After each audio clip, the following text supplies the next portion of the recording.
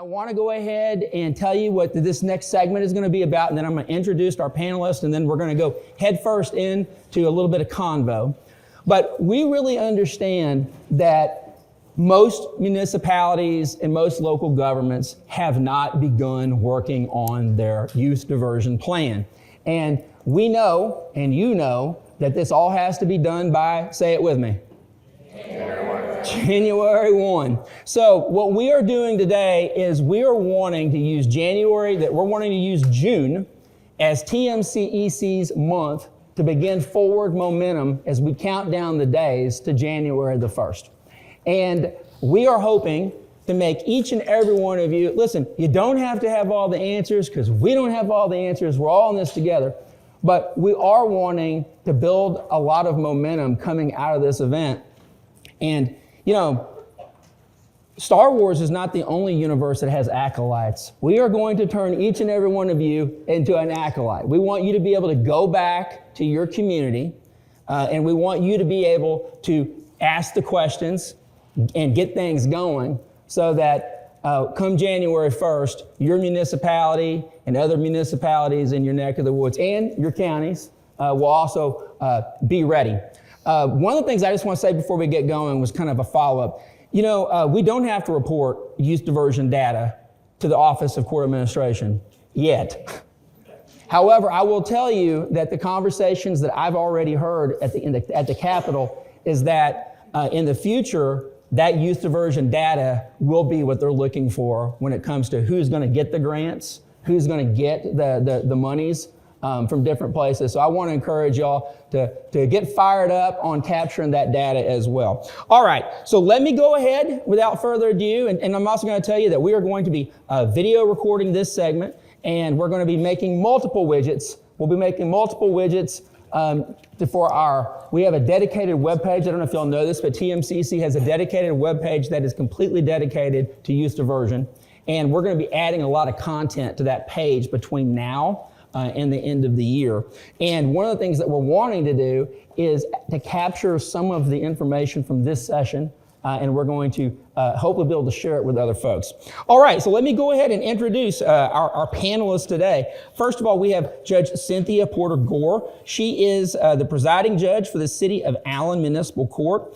She has been the presiding judge in Allen since 2017. Prior to that, she was an alternate judge for the city for 7 years.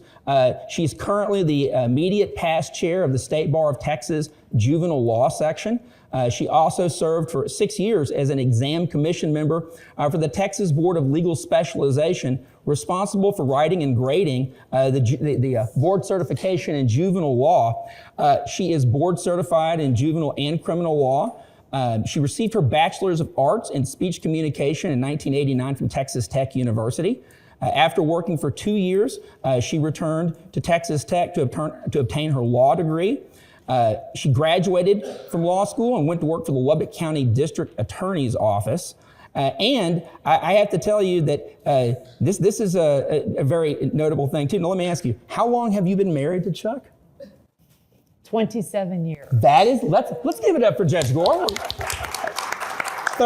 And I see he's a 35-year law enforcement veteran. He's still involved in law enforcement? He is. Okay. I bet you all have some fun debates, don't you? We have a very large dinner. I bet. All right. So next up is Judge Cass Callaway.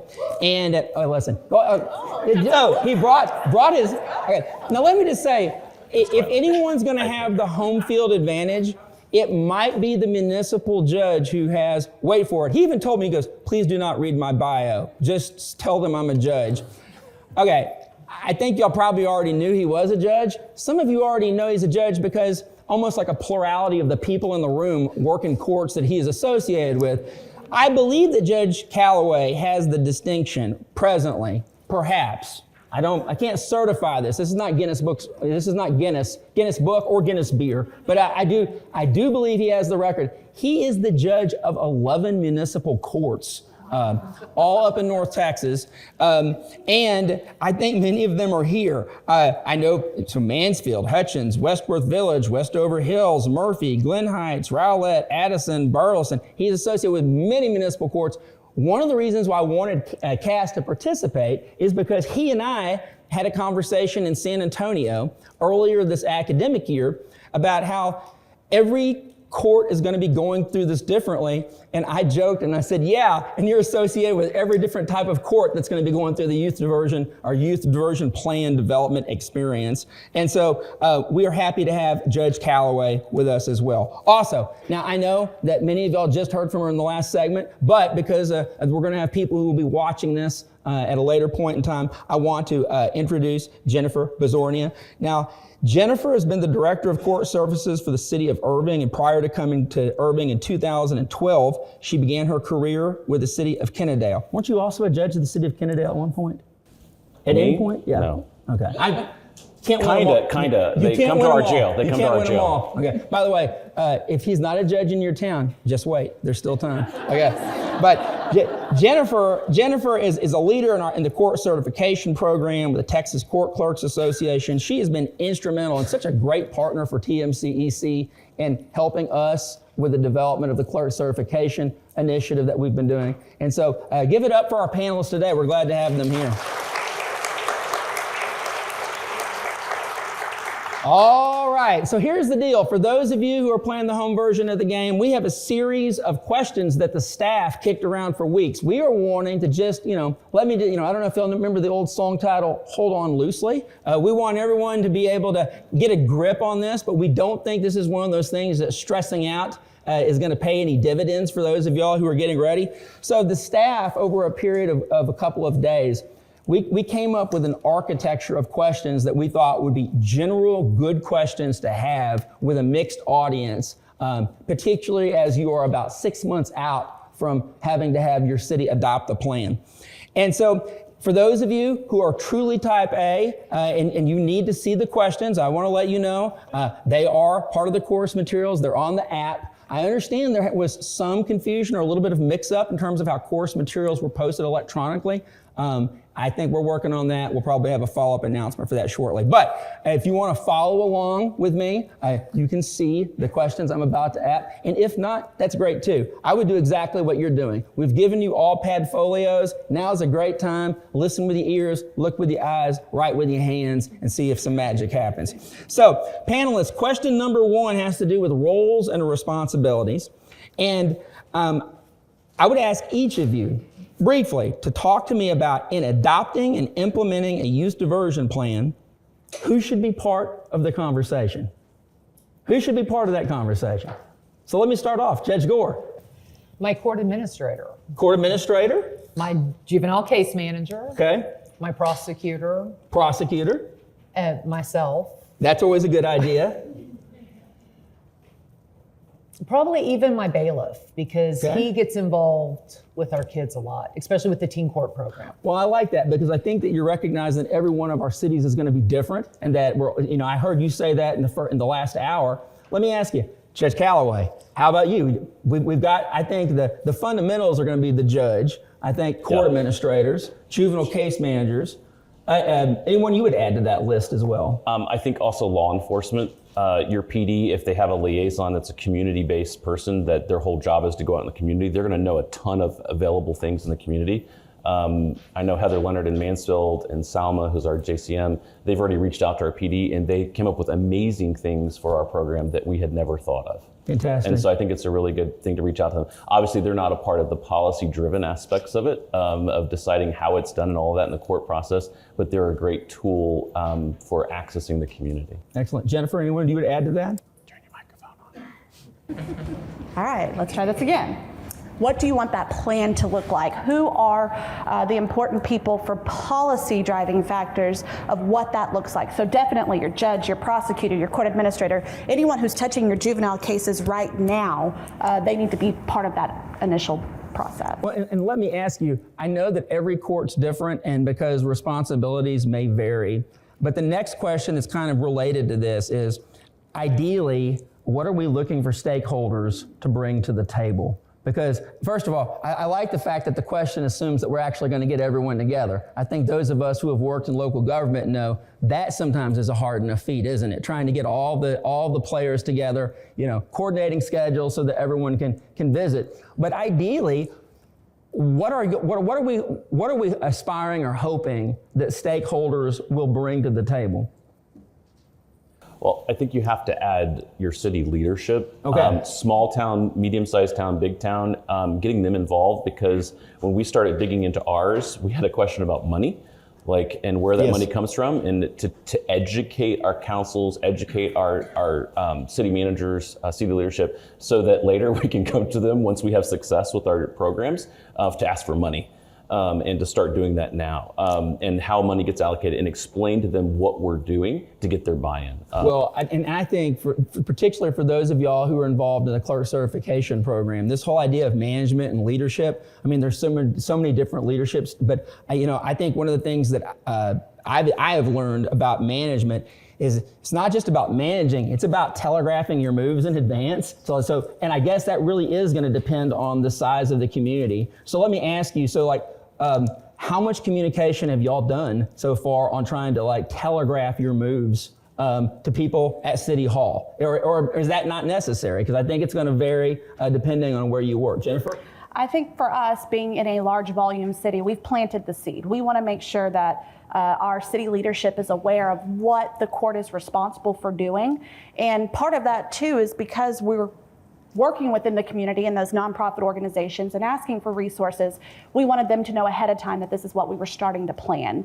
I think for us too, to your point of bringing everyone to the table all at once, what we've kind of done is my role as the court administrator has been to kind of facilitate different pieces. So I've met with our JCMs, I've gotten direction from my judge. I know ultimately what is my judge's goal? What does my judge want to see this plan happen? How do they want those things to happen? And so it's my job to kind of facilitate all of those pieces and start getting them working so that at the end of the day, we can bring something, and even if we can't all sit at the same table, we can say, this is what we put in place. What do you think? Do you like it? What do we need to change? Who do we need to talk to? And then at the point that we've already planted that seed with city leadership, then I'm gonna bring the finished product and say, now look how awesome we're gonna be within your community, taking care of the things that our community needs, and not just based on everything else across the state, but for the city of Irving. Now your city is, comparatively large.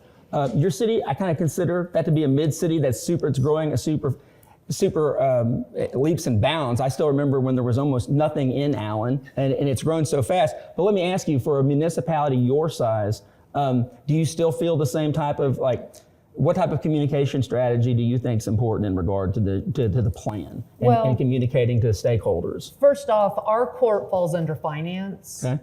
So everything goes up through the CFO. Okay. And we have conversations, I have conversations with him on, hey, we've got these different programs. This is what we're needing to do. And then also talking with the city manager and letting them know there's new legislation, we're having to expand some of the things that I'd already been doing. And once we get that plan completely in place, then we'll probably roll it out to the city council so that they're aware of what's going on there. Because one of the things I've learned is any program that I want to be a success and to be funded, if it makes my city council look good, the money comes. Okay. Well, what's in it for me, right? I mean, it's kind of basic human psychology. Now, before we move on, I want to follow up on one more thing. So, Cass, you've got a number of cities. I know that most of y'all are juvenile case managers, and that I think there is a belief, and it's a limiting thought, that, my city's small, we're never going to have a juvenile case manager. We don't have a salary for a juvenile case manager. One of the things that I'm most excited about the youth diversion bill are the opportunities for creative solutions. I mean, you can literally have, I've already spoken to a municipality that's a smaller municipality, population of about 12,000 people, that's talked about using the boys club and the girls club as a nonprofit source of providing case management services. So I think we might be maybe on the brink of a case management revolution, but I think it all depends on the level of creativity. One of the things I wanted to ask you, Cass, is particularly, I think, for the smallest of cities. I mean, I've got emails and phone calls, and I know the rest of the program staff have as well. There's a lot of anxiety amongst judges on making sure they can do this. And so I guess one of the questions, we talk about bringing stakeholders to the table, that assumes there's a lot of people involved. It might be if you're in a small hamlet that has one stoplight, the conversations about bringing stakeholders to the table when you don't have a juvenile case manager, you don't have a court administrator, you are the municipal judge who is also acting as your own clerk, that can be quite daunting. So let me ask you, I know that most of the cities that you work in, Cass, are up in the North Texas region. What's the smallest of those cities?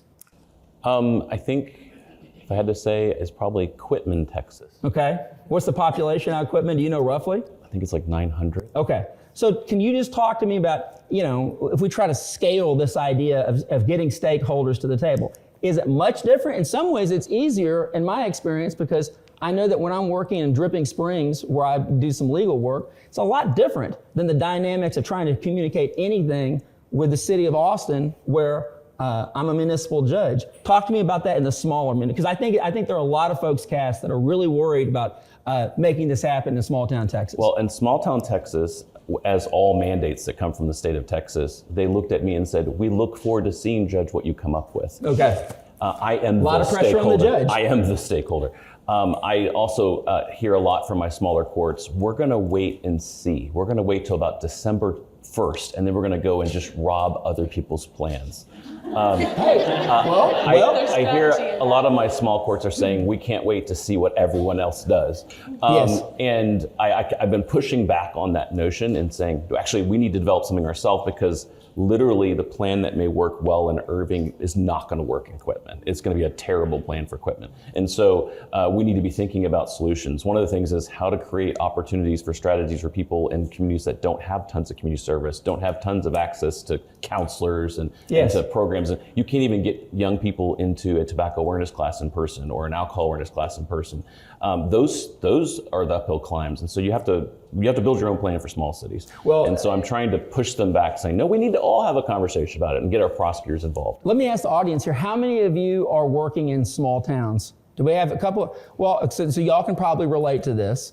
And then one of the things we're talking about everyone's waiting to see the plan. Of course, if everyone's waiting, it's like, no, after you, no, after you, no, after you. It's like, can you imagine if a movie theater was on fire? It's like, no, please, after you. And then and then on December the 31st, everyone runs for the door. Okay, so I think it was maybe Bono, or I think it was U2 had that song when every artist is a cannibal and every poet is a thief. So maybe there is something to be said about emulating other people's work.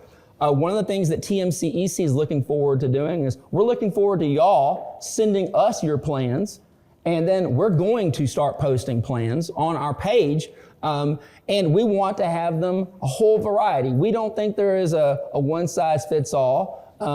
I believe that some of the best youth diversion plans are going to be one-pagers, and then I do think that in these kind of I know that I'd heard Jennifer talk about Lubbock. It's kind of a unique situation. I've seen the draft of their plan. That actually is like a kind of a regional plan that's designed not just to serve the county, but maybe all the cities in the county.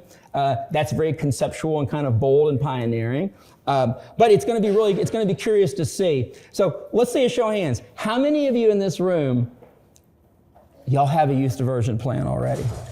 Oh, it's the early shoppers. You're the ones that are, it's like, it's February, time to buy Christmas gifts. All right, so how many of you are actively working on it? You've actually opened the MS Word file, you have labeled it Youth Diversion Plan Draft, it's going, all right.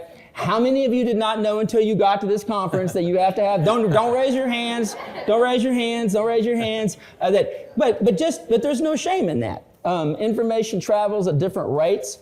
How many of you are anticipating that you're going to have, that the worst part of developing and implementing the youth diversion plan will be the local politics of what you have to deal with at City Hall and with your court and all the people? I get it. It's hard working with people, and everyone's different. Okay, we are going to pivot a little bit. One of the things that I know that that y'all heard about in the last hour, and that we've talked about really, I think, throughout the entire academic year, is this notion of the intermediate diversion versus the diversion by a judge. And, you know, I'll just say from the get-go, for those of us who work in small town Texas, I don't know if intermediate diversion is in the cards. It seems like maybe it won't if we don't have any staff, but I don't know that's necessarily the case.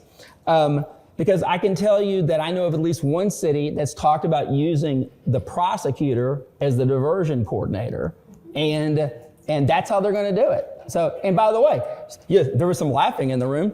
Hey, if you've got a prosecutor that will do that, that's great. It might be, because like I say, I think that what I am most excited about this bill, and it took a lot of work and it took many cycles to get this thing passed, is most of the time when we're given a mandate from the legislature, it's a one-size-fits-all, and it looks like it was written for Harris County, Travis County, Bexar County, El Paso County. Does not look like it was written for Wilbarger County. Doesn't look like it was written for Hardeman County. It doesn't even look like it recognized that rural Texas exists.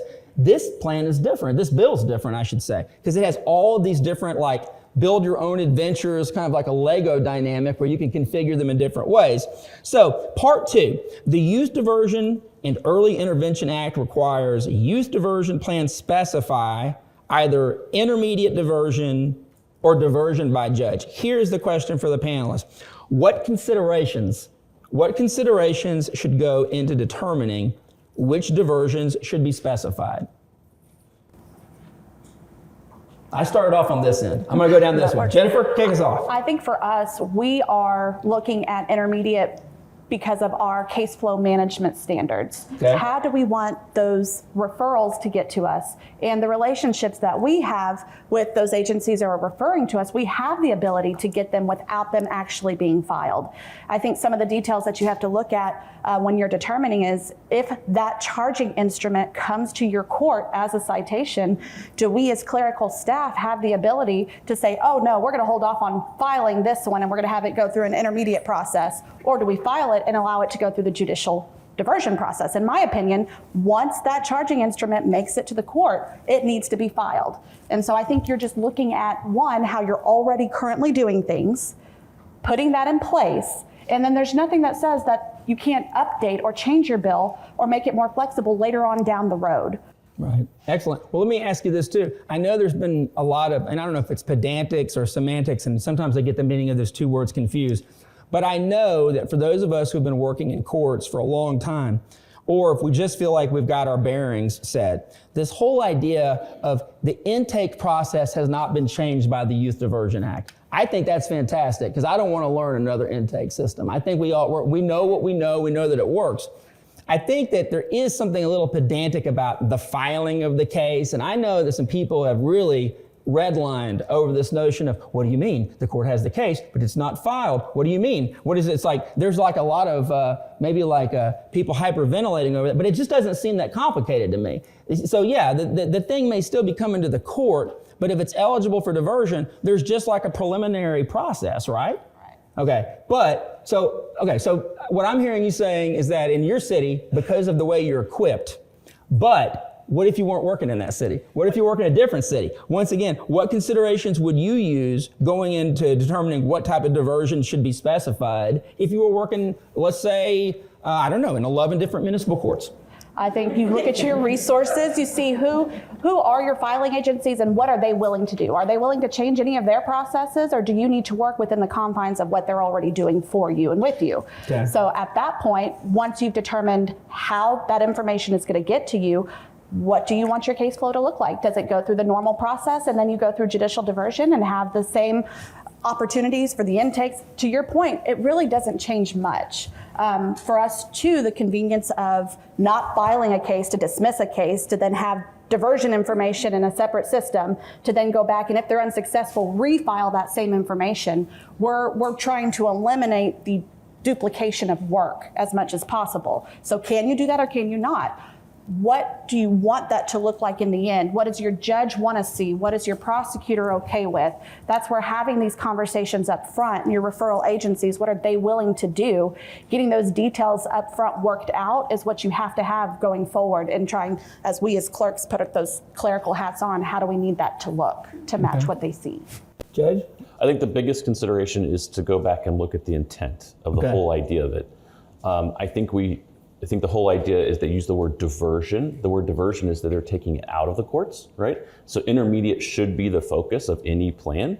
And I think we should lean into the idea of the judge as a part of a formal process, and that juveniles don't really interact well with judges sometimes.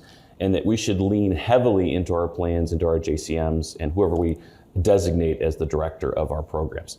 Those people are going to be best situated to assess, talk to that defendant, make it, not defendant, change our language, to that applicant of our diversion program. Well, that's a funny one. Are they the accused? No, are they the defendant? No, they're not. Yeah. Well, I don't know. They. By the way, it's so funny. I just got through working on a journal article with a municipal judge recently, and even in the bail chapters, they because the bail chapter was written over a period of time, sometimes they're called the arrested person, sometimes they're called the accused, sometimes they're called the defendant. So I know the word choice is a little bit awkward, right? They've gotten the citation.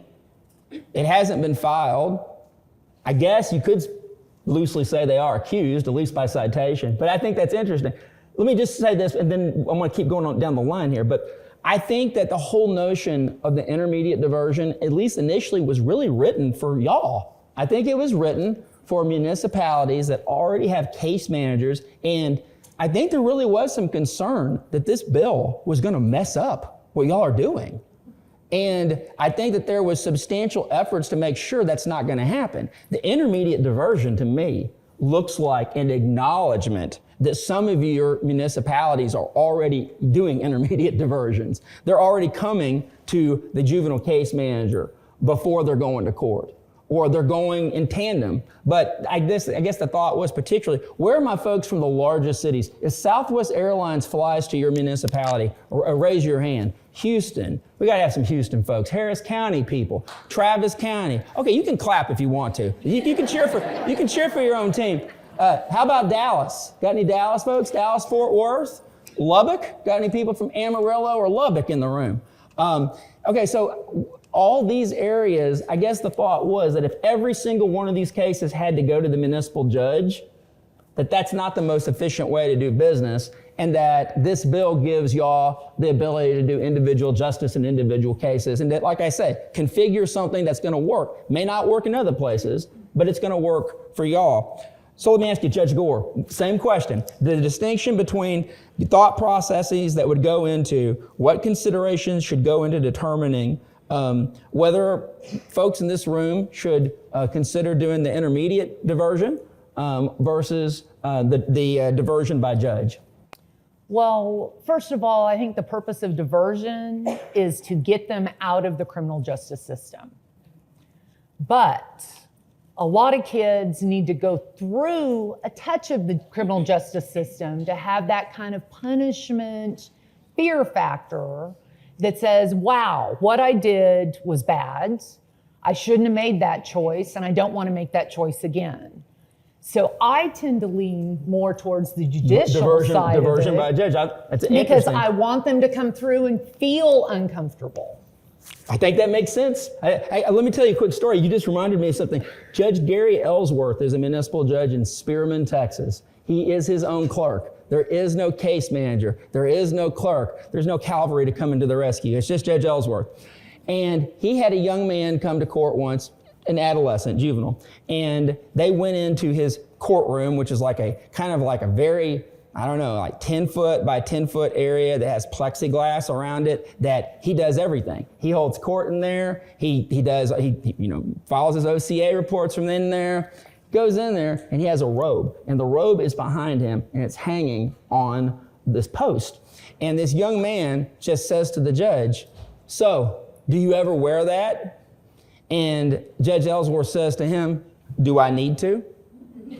And so I think there's something, I'm not even saying it's necessarily a fear factor, but there's something about the solemnness. Just like when you take an oath, there's a solemnizing factor of having people come into the courtroom environment where they, how do you know who the referee is on a field? Because of how they're dressed. How do you know where you are? I think it could be argued that the advantage of diversion by the judge is that they get to experience those sensory components.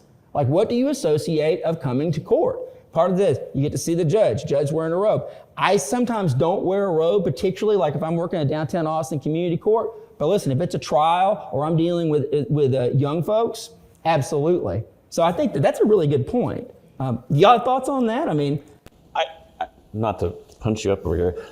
During the pandemic, I had an amazing epiphany as a judge when we started doing juvenile stuff on Zoom. Speaking to a juvenile and their parent on Zoom, they told me more stuff.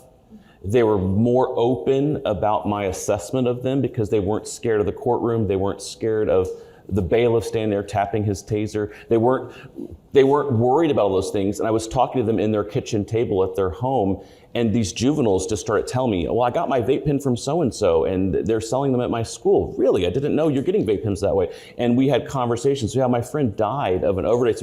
These are things they wouldn't tell you in court because that formality of the court. Yes. I had tons of great information. And then the thing that came from that is this trust relationship where my compliance rates went up dramatically from my Zoom juvenile. And I think with this program, we got to really look at that because the assessment at the beginning is the awesomeness of this program, the better assessment of that juvenile. If it's in court, there's a diminishing return of that assessment of seeing who this kid is. Are they being bullied at school? Are they not going to school? What are the other issues that are layered towards their alcohol case, right? And unless you have a courtroom that is literally like a comfortable little atmosphere where there's a couch and you're sitting there talking to that juvenile, you're going to miss that. So I think that's why I think you got to balance those. Those are obviously considerations, but I was surprised by that during the pandemic, how much stuff that these kids and moms and dads would tell me because we were just chatting on Zoom together. by the way, I don't know, do any of y'all have any couches in your courtrooms? I'm just curious. I only know of one, but I do actually know of one court that has couches in the courtroom. And you'd probably never guess which court that is. It's the Texas Court of Criminal Appeals. If you go look at their gallery is nothing but low-slung, kind of like 1950s style American, mid-century leather couches, and they're so low. They're cool looking. They look like something out of Star Trek. Okay, but there's a problem. One, they're hard to get out of. And secondly, people have been known to fall asleep and start snoring while sitting on them. So, Ryan Turner. Well, I used to work there. Maybe it happened. But I will tell you that, so I think that's a good point too. I also just want to touch on the fact that, even in Austin, we have figured out that like our mobile courts, when the court leaves the courthouse and we end up going to gymnasiums and we end up going to libraries, that there are a lot of people, because of their experience with the criminal justice system, they are scared. They're not going to be at their best when they're scared. So there's definitely, I think, kind of an equilibrium, because I agree with you. I think that particularly for young people, if we're trying to really get them to understand the potential gravity of the trajectory that they're on, there has to be that factor. And at the same time, I also kind of see what you're saying, that trying to create an environment where maybe we can get the participant to make the most of the experience. It might not happen if they're scared. Well, and I think the other point to that, it's an excellent point, well made by both, is it's really a family opportunity too. Yes. Because I think a lot of times when our JCMs are working through those intake processes, they're getting to those underlying issues, and you're able to afford the services that also help siblings, and they help mom and dad, and they provide for family intervention. And so even if you don't have a child who's been in the criminal justice system, if you have that parent who doesn't want to come to court, then this is another opportunity too for them to work together to get something that gets to the bottom of that. All right. Well, and that's where I utilize my juvenile case manager. She does that initial contact, does that kind of case study, to where we know if this is a child that has mental health issues, has substance use issues. Is it just a brain fart? Yeah. Did they just make a bad choice and they're a good kid? Whatever. We have that information going into that. Also, I come from a background of 17 years of juvenile defense. I represented these kids. And I want to make sure that these kids understand this is the ladder up the criminal justice system. That's why I kind of want them to come in front of me, because I want to say, look, we've got an exit right over here that we would love for you to take, that we can fix whatever's wrong here and keep you from ever coming back in here. But I want you to take this seriously, because if you don't do that, then you're back here. And, I can refer this case up to district courts. And district court can put you in detention. They can do all kinds of things that I can't do here. And I want to get you out at the lowest level. And so that's why right now I'm leaning towards more of the judicial, because I have that wonderful avenue of my juvenile case manager looking into these things before they ever get to us. This is great stuff. Let me ask folks in the room, do I have anyone in here who has worked with juvenile probation? Okay, a couple of folks, because one of the things I'll say too that's interesting about juvenile case managers is just the history of this. So, I have somehow been alive long enough and worked at TMCEC long enough. I've gone from being like the young pup who didn't have any wife or kids to being the old guy whose kids are going off to college and stuff like that. And I've been around a while, and I was there when the whole juvenile case manager movement began.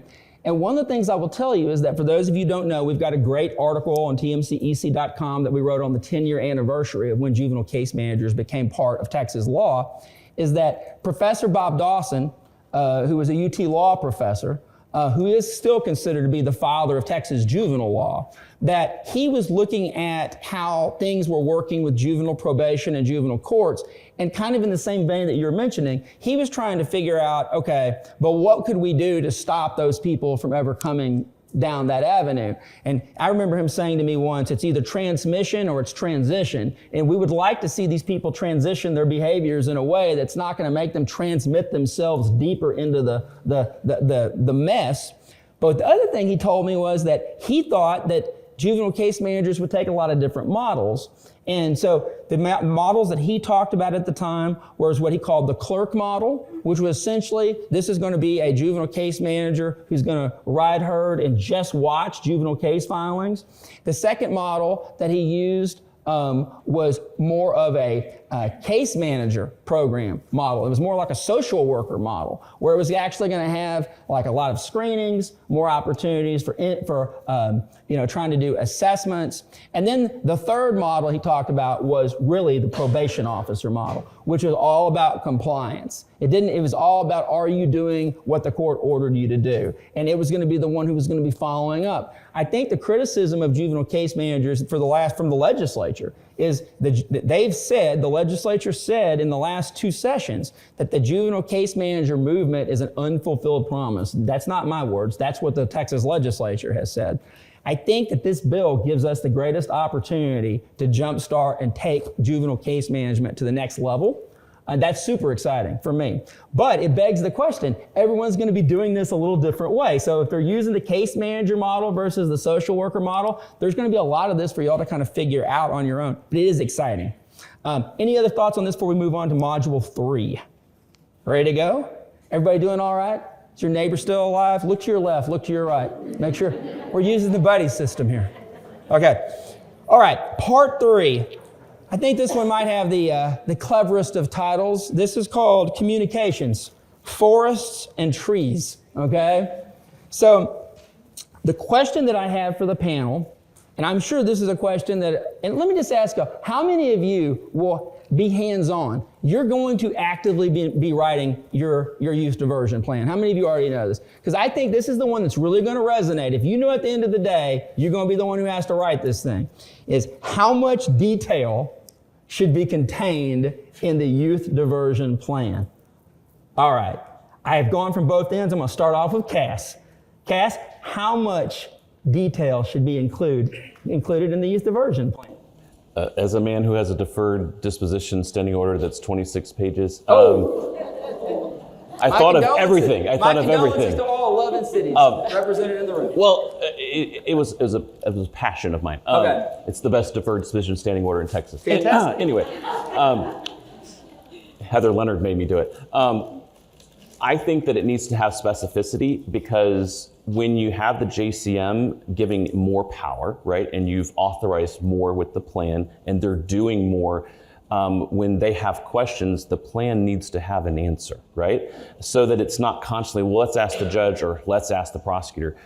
Knowing if the prosecutor objects, what circumstances that they object, having a clear view of that, knowing what the judge is going to want. For instance, I have an attorney that's at the window with the juvenile and wants to be a part of the intake process for am I allowed to have the attorney in there, and are they allowed to ask me questions? Are they allowed to see the file? Those kind of things, that specificity, I think is kind of required for these, because then your JCM is just armed with good information and the JCM can go do their job without constant question marks. Because if that JCM is in front facing, right, of this whole program, and they're talking to that applicant for diversion, they want to be empowered and know what they're doing and not say, you know what, I'm going to have to go ask about that. I'm going to have to go check on that. I'm going to have to go do that. And so simplicity is great. I love the one pager like you were talking about. I dream of that moment. But I think that having that specificity allows your JCM a lot more flexibility to do well with the program and to feel like that it's their program. Let me ask you if I'm doing justice to what you've just stated. The downside to something short and sweet is that it might be short and sweet, but you're going to get peppered with a bunch of follow-up questions. Because depending on how you're set up, and I think that's going to be the big if, right? It's all going to depend on how you're set up. That the absence of details, you might be able to check a box. You might be able to say, hey, state of Texas, I'm in compliance. But then it kind of begs the question of, is this a plan that is going to, generate more questions? You might meet the legal requirement, but it might generate a lot of other questions. Jennifer? I think for us, exactly to your point, it depends on how much discretionary ability you're giving to those JCMs or youth diversion coordinators up front, because I want to protect them too from opportunities to be inconsistent or opportunities for a child or a family to be served differently based on it not being detailed enough. I think we're still in the process of developing ours, and our judge right now, I'm getting direction from the judge. What involvement does the judge want? How many of those details does he want worked out ahead of time? What does he want them to make the decision to do? Those strategies that are in place, you would think the plan should list those strategies well enough that the JCM is entrusted to determine which of those strategies are appropriate. But it all comes down to the level of comfort for the judge and the prosecutor, and it's their cases. Judge, what do you think? Got to go on the other side That's now. good. I like this. Well, we can't have, we want balanced conversations. Yeah, what they said next. No, please. Let's hear the other side. Let's flesh it out. No two kids are the same. Okay. I've got 2 kids. They're not the same. Same here. I believe that we need a plan that gives direction. But I think where the specificity really needs to come in is in the agreement. That child and parent needs to walk out knowing exactly what I's have to be dotted, what T's have to be crossed for them to be successful. So I lean more on the side of, I'm not going 1 page, but maybe a 3-page plan that sets out some specifics, but leaves that wiggle room when you get that child that does not fit into the box that we're typically dealing with, that you can figure out what's going to work for them. Because just making them go do, okay, you're going to do 4 hours of community service and a drug awareness course. That might not be what that child needs. Now, he might have had paraphernalia, but maybe what that child needs is something completely different to solve its mental health issue. They're using drugs to self-medicate. This is the child we need to get into the local mental health authority and get them involved in their program. And maybe all we need to do is have them participate in that program for 3 to 6 months actively. And whatever that program is, maybe it's really intense, maybe it's not. That's what we accept and say, okay, this is where we help that child.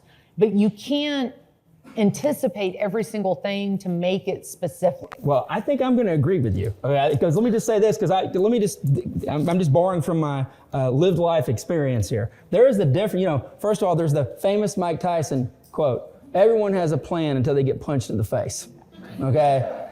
And you know what and then of course, what John Lennon said, that life's what happens to you while you're busy making other plans. So I know that at TMCEC, we deal with this a lot, that the whole idea of like, okay, do we want a checklist? Is a checklist a plan? Do we need official policy? At a certain point, that type of stuff can seem stifling. It can seem very limiting. And let me just say this, you know, Jennifer, I think you know, this is something you've been tangentially involved in. There are all types of times, like when there's an initiative that TMCEC works on, or we work with one of our partners, where you could start off with a document, and a document over a period of time can take a life of its own, and it may not truly accurately reflect either reality or the intention of the parties. And so let me just say that I think at a minimum, the diversion plan should be created to check the box. I think you have to have the bare necessity necessary to show the state that you're doing what the law requires. However, I think all the other stuff y'all have talked about has to exist. I just don't necessarily believe it should be in that youth diversion plan. I think you can have operations and procedures. There are other ways that managerially you can create, you know, protocols or directives. So I guess what I'm saying is like, you know, sort of like when you buy something from IKEA. IKEA will sometimes give you the very simple one-pager, and then you find out that online are the full-blown instructions and the videos and all this stuff. Because I think the problem with something that's too big is, one, it's hard to write something that's good, and the longer and bigger something is, the rule of unintended consequences starts to kick in. Do y'all know what I'm talking about? It's like the more you write and the more you add, the greater potential there is for, well, what's this mean in paragraph 3, subsection 4, particularly when you're dealing with lawyers and judges. So I think that maybe I think that all of you are right. Okay, someone has sent me a message and has said, Ryan, are you aware of the fact that you missed the second part of the question in the last one? So I am now going to backtrack, and I'm going, in regard again to the intermediate diversion, and I know we kind of talked about it, but I want to make sure we do justice to it. Who other than a JCM? I know you're all JCMs. We know that y'all are probably going to, you know, y'all may or may not have intermediate diversions. I still kind of think that the intermediate diversion was made for y'all, but it could also be made for a teen court coordinator or someone who's going to be designated who may not be a JCM. The question was, who other than a JCM could be involved in an intermediate diversion? It's sort of like the who all needs to be at the table, but a little bit different. It's more like who other than it, because let's assume that we're dealing with a municipality that has no juvenile case manager. Then who could be involved in the intermediate diversion? That's the question for the panel.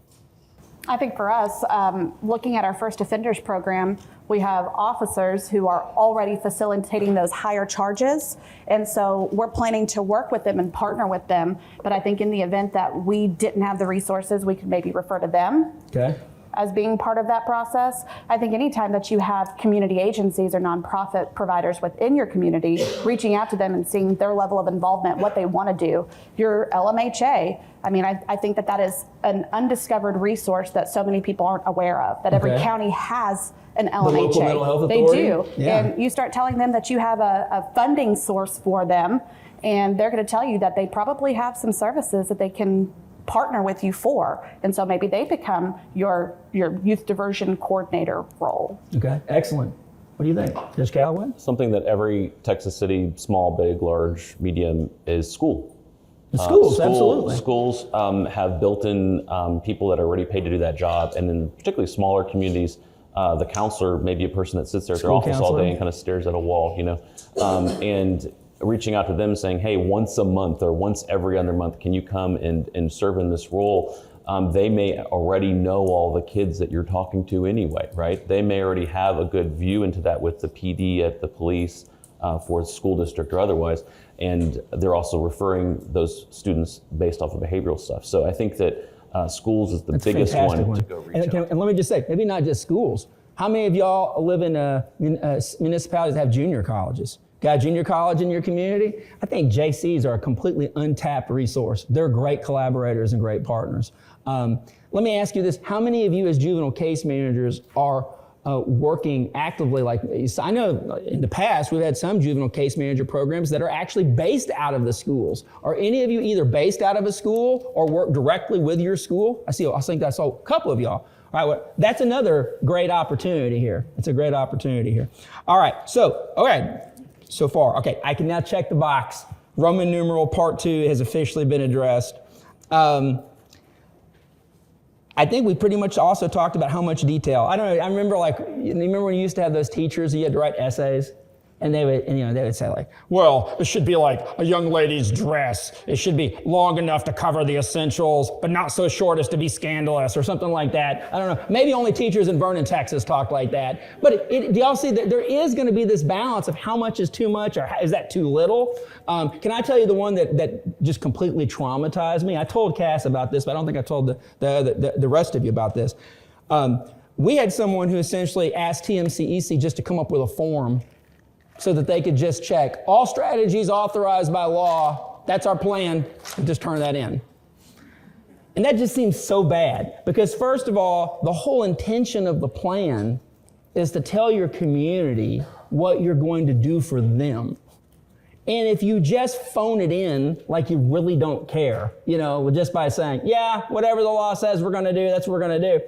It just seems like it just seems to really wildly miss the mark. But I do understand how that could happen. I don't think it's good, but I understand how it could happen. All right, part 3, letter B. Okay, I think this is critical. What strategies can be used in helping people understand what is in the plan? I think this goes back kind of where we started with, once you know you have to get people to the table, that's not enough. It's not enough. It's not enough if I have a good staff meeting on Monday with 3 or 4 people in my office. There are 24 people who work in my office. How do we get other people to know? And then, of course, for y'all, how many of you work exclusively in court? Exclusively in court. Okay. How many of you work not just in court, but you work in other municipal departments? Okay. I think that it's amazing. Even in small town Texas, you can have a city hall that is one building. You got permits in one room, permitting's in one, but you got city secretary under the same roof. You might be using the city council room once every blue moon for court proceedings or what have you. But it's amazing how the distance between municipal court and city hall, even if they're all under the same roof, sometimes you would think they're like 500 light years apart. And it seems to me that if you don't do the communication footwork up front and you just say, okay, law says we have to do it and it's done, that you're going to potentially either die through the tyranny of a million questions or wish that you were dead because you didn't answer those questions in advance. So let me ask you, what strategies do you think? I like this question another way. So one, it assumes that there are strategies, and it says used in helping people understand, but it doesn't say who those people are. So why don't we, let's go ahead, let's start on this end. I'm gonna start with you. Okay, what strategies can be used in helping people understand what's in the plan? All right, first of all, for the public, I think utilizing your websites, maybe even posting in the court lobby. Okay. I think the most important though, because the public for the most part doesn't care. They really don't. That's true. It's the parents and the child who's appearing in front of you. I think it's important that initial contact, whether it's the intermediary or the court or whatever, it's all started at the very beginning. Hey, you have the type of case that we have many options on. And telling them that diversion is something, and there's a way that we can make this where it's never even a formal case and it won't be on your record or anything like that. So I think it's key that your juvenile case manager is communicating that even you need to educate your window clerks. I agree. When they come to the window, hey, I got a ticket for fighting, blah, blah, blah. You know what? I need to put you in contact with my juvenile case manager because you're special. You are a special type of case. Now, your window clerks don't need to understand the full diversion program or anything like that. But again, we have to be communicating at every single level. It's tough because it's sort of like at TMCEC. If you've got in my opinion, the most important people are the people that are answering the phones.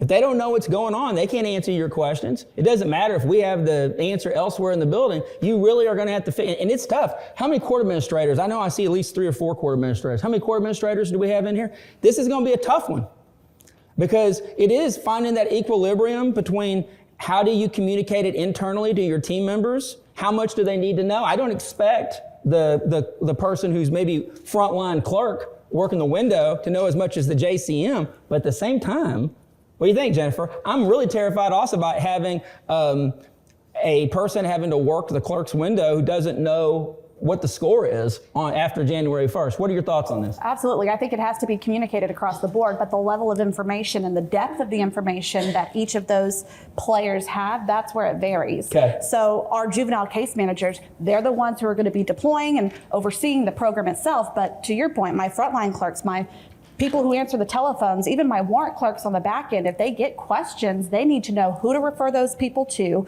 what information they should give them up front, what the expectation is, even if it's just the initial expectation, so that there's a continuity of information. Yeah. When it comes to communicating on the other side, you mentioned earlier, municipal court, we are a city department, but we're unique in that we're a state court. So we kind of get left alone because we are required to do these things, but at the same time, we're advocating for our team because our team is still city employees.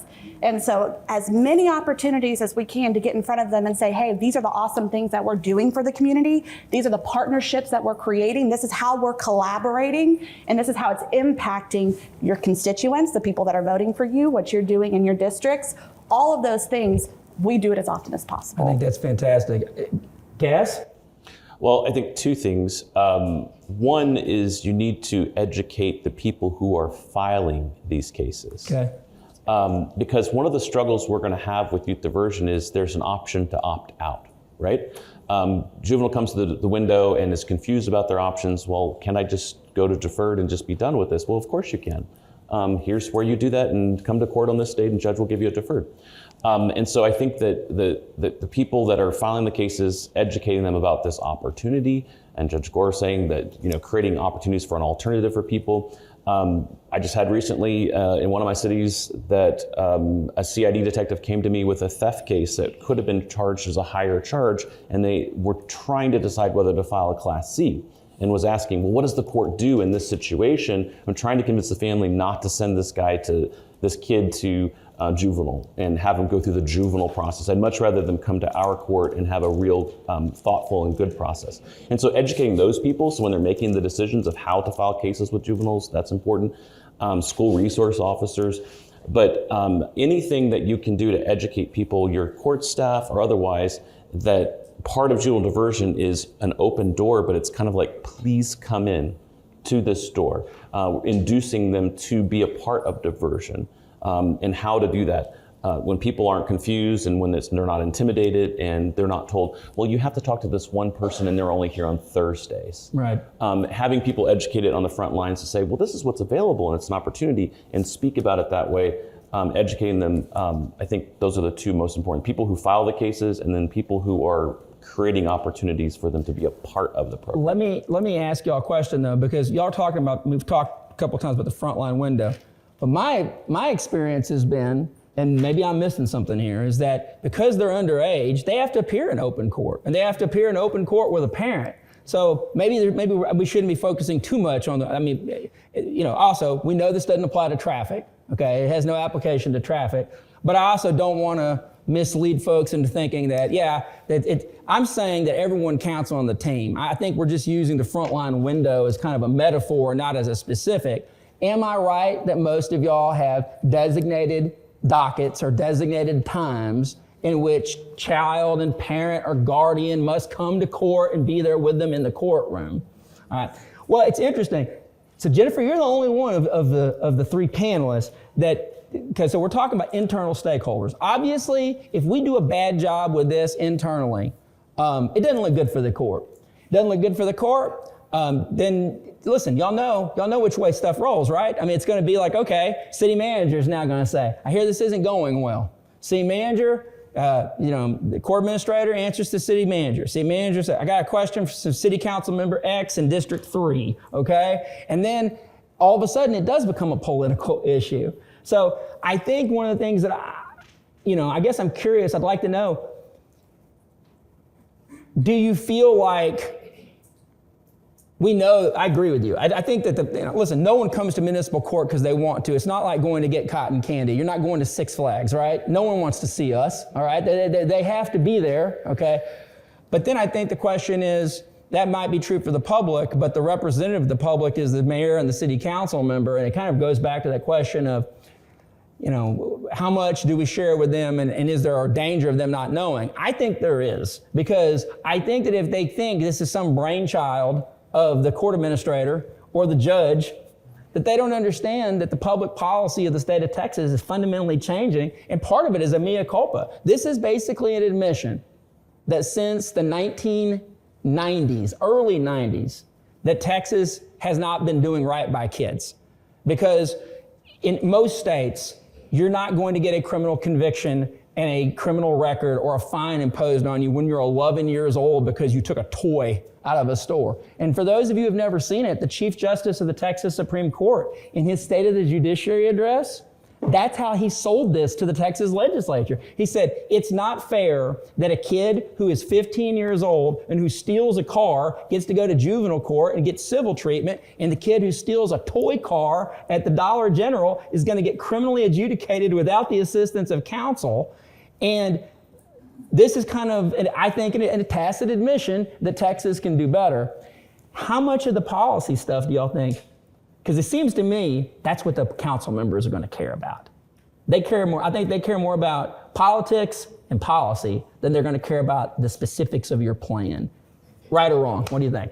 I think that is true to a point. I think, too, ultimately, changing the perception of the court's involvement in your community has been something that we've been working towards. We're not just a fee collector. We're not just trying to impose judgment, and we're really trying to work with the behavior, the underlying behavior modification, making sure that they're on the right trajectory. And so it's up to us to make sure that's the message that our council members are receiving, because not only are they talking to people within the community, they're talking to other council members in other places. And so if they're not hearing the story from you, then they're hearing a story from someone else. And then you're having to play defense instead of offense to what you want them to know about what you're doing. I think it's like, if you're not telling your story, someone else is. That's like a policy rule. So I think that's great. Okay, we have about 5 minutes left. And so I've asked that the panelists give me some individual questions, some questions like, okay, what question do you wish I'd asked you that I didn't? And so we obviously don't have enough time for all of these, so I'm going to pick two of them. I want to start off with Judge Gore. Judge Gore, her court has a lot of focus on teen court. So let me ask you, how many of you have teen court programs in your community? Okay. I want to tell you, this is a fantastic opportunity for teen courts. So now teen courts can be involved on the front end of a case. They could also be used on the back end of the case. This is a great opportunity for teen courts, but it does cause some confusion. And I think one of the questions that Judge Gore had asked is, are there any modifications necessary where a plea has not been entered? So what are your thoughts on this? So how are we going to dovetail what we got on teen court with what we're going to get with youth diversion? Well, the biggest issue I see right now is I'll have a kid enter a plea, then go to teen court, and at the teen court trial, they'll be like, oh, it wasn't me. It wasn't my pipe. It wasn't my, whatever. And I always have to explain to them, now you've entered a plea of guilty or no contest. If you're wanting to factually use a defense or innocence, interesting. Teen court is not where we need to go. We need to have a real trial, not a teen court Well, listen, trial. I don't think anyone even thought about that. We might even need a different type of teen court, because here's the thing. They're not necessarily making an admission of guilt. Exactly. And we've had this happen, and then the jury's like, well, there's not an option for us to not give them any community service. And I'm like, no, there's not. So how we handle that right now is if they get in there and do that, we stop the trial, they come back in front of me on a show cause. So what I see on this is where it's going to be key for you juvenile case managers, because there's going to be the kids that say, I did it, it was mine, whatever. those would be appropriate to go ahead and go the normal teen court. I'm the defendant, I'm called to testify, things like that. But what do we do about the kid that's like, well, I really don't want to take responsibility, but my mom's convinced me this is the better way to go. Maybe we utilize them. They have to do 3 jury terms. We use them as jurors in the cases instead of the actual defendants. They still learn that, oh, wow, it's tough to sit here in judgment of other kids, and other kids make similar stupid choices like I do, and hopefully they get to learn through that. But I think that's one of the things I'm struggling with is not every kid can go be a defendant in the teen court trial. That's fantastic. That's good. Now let me ask you, what if a court doesn't have a teen court program?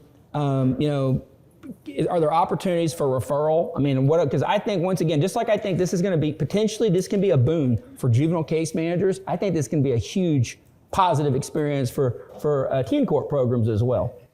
I think so. I think that's where you'll do your community connections. I know in my community, the county has a teen court program. So even if I didn't have one, I could say, hey, you've got to go be a juror on the county's teen court program. Okay. And if we built a connection with the county, maybe we could be able to refer 2 cases a month or something like that to be able to participate as defendants in theirs. But I think that's where you're going to have the inner city connections. I know there's been some other jurisdictions that have reached out to us interested in teaming with us with our teen court program because it's very vibrant and active. And, maybe we'll start doing some stuff over there. There's amazing opportunities for collaboration. Just people have to utilize them. They have to be looking for partnerships and then moving on that. All right, Judge Callaway, congratulations. You're going to get the last question of the session.